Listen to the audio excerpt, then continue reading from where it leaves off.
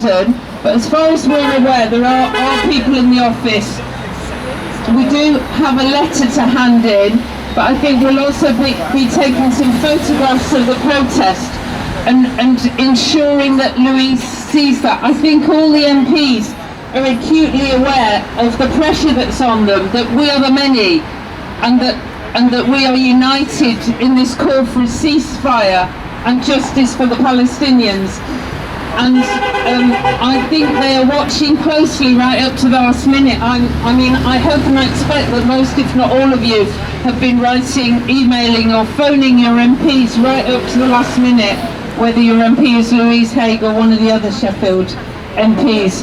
So I think we need to keep this pressure on them right up to the last minute, right up until they vote, because we can be absolutely sure that in the case of Labour MPs, they are facing huge pressure from the other side, from Starmer, not to vote for a ceasefire, or to vote for his completely inadequate and racist amendment to be for the vote tonight. So we need to make sure that we absolutely keep the pressure up until the last minute, and that Louise gets the message that we're here and that we are absolutely horrified by the inactions of our government and the inactions of the Labour Party.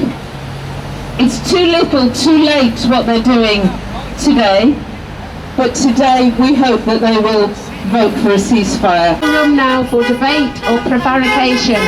We are witnessing the wholesale slaughter of the people of Gaza.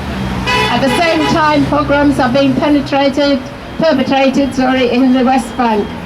This is a continuation of the 75-year-long project of settler colonialism, a project with the logic of elimination at its core.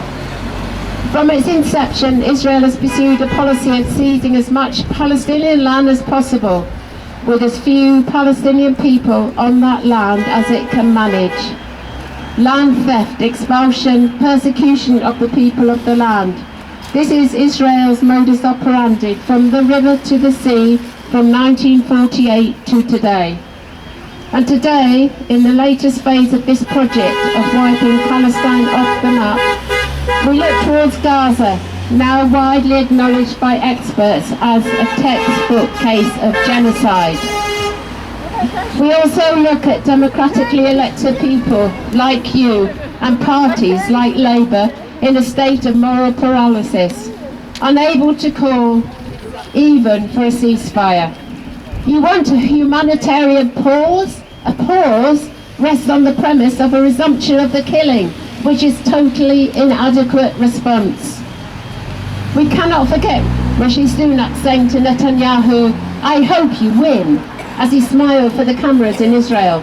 Nor will we forget Keir Starmer, a human rights lawyer, saying on LBC that he believed Israel has the right to cut off food, water, fuel, electricity and medicines. From a population of 2.4 million people. In this interview, Starmer gave the green light to a war crime. Effectively, the UK has aided, abetted and enabled Israel to carry out war crimes by providing democratic cover and even some military intelligence and support. We are now seeing the real-life consequences of the victory Sunak wished for the Israelis and of the approval Starmer gave to the war crime of collective punishment. Today, some politicians are beginning to wring their hands, lamenting the Palestinian suffering and urging restraint on Israel, parroting the need to remain within the parameters of international law. But the indulgence of the West mean that Israel has enacted with impunity for so long. The calls for restraint mean nothing. Only strong sanctions will do. In Sheffield, we won't forget your invisibility and muted voices over the past weeks when rallies, protests and marches were happening across our city in support of the occupied people. You were not there. Questions for you to answer. Will you call for a ceasefire regardless of Starmer's position? Will you turn out in Sheffield in support of Palestine take the mic and tell the electorate where you stand. Yours sincerely, Sheffield PSE members in your constituency. Hi everybody, I just want to explain what's happened. So what we wanted was for a member of Louise's staff team to accept the letter and also to ensure that she messages Louise immediately in London to tell her that there's a large demonstration outside her office and to say that we're calling on her to vote for a ceasefire. So Caroline, who's handed in the letter on our behalf, has spoken to the staff member, and the staff member has undertaken to do that, and we hope that that's what's going to happen. We're going to go through exactly the same process at Paul Blomfield's office. So the important thing is that a message gets to our MPs down in London where they are, and they're absolutely clear of the huge desire of local people and of Louise's constituencies that she must vote for a ceasefire tonight. Just going to say a few words. We're here today because of the Labour position on Palestine, which is so completely terrible. Starmer just was on today, said that he would sack ministers who voted for a ceasefire. It's incredible, their position, really, when you think about it. The temporary humanitarian corridor, whatever they're calling it, and then they could put in some aid, and then they'll just bomb them again, so all the aid will be gone. I mean, it's not laughable because it's so horrible, but it's really unbelievable. And I think the Labour Party is really going to suffer because of the position they're taking. At one stage in the world, I think the Labour Party had some principles if you go back far enough, but they certainly don't have any principles at the moment. I've never seen demonstrations like this in so long. It takes me back to when we would, well, I go back a long way, by the way. So it takes me back to the demonstrations in the miners' strike when we were out all the time. And I haven't seen anything like this in Sheffield or around the country and around the world.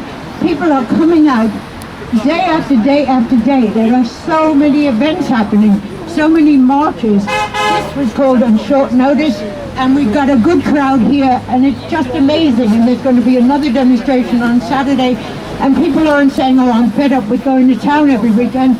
They're coming out more and more because people feel so strongly, except the people in the Labour Party, but we've got to make more people in the Labour Party stand up and say, we're not going along with this, because it is absolutely scandalous.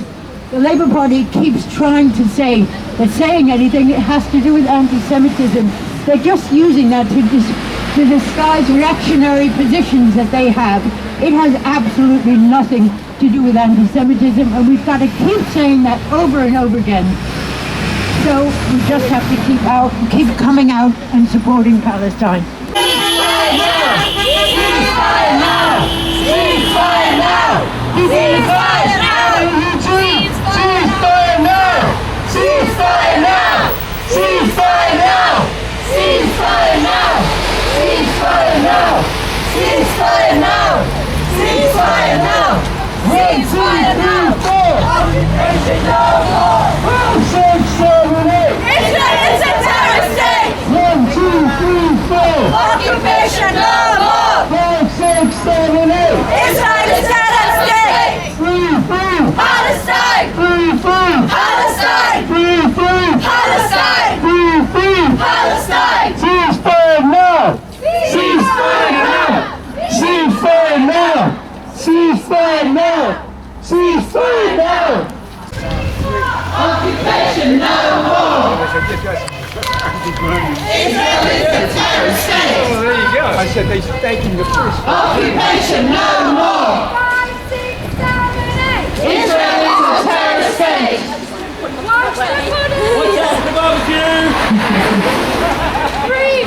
Palestine! Palestine! Palestine! Palestine! Palestine! Ceasefire now! So yesterday I rang Paul Blomfield's office and asked if somebody would be here today to receive a letter, and I was told that there would be a staff member here. At the moment it seems like they've shut the gates so that we can't even go into... Just hang on a minute because John's going to ring the office and let's see if we get a reply. To Paul Blomfield, it seems that they've shut the gates early and they're not even prepared to accept a letter.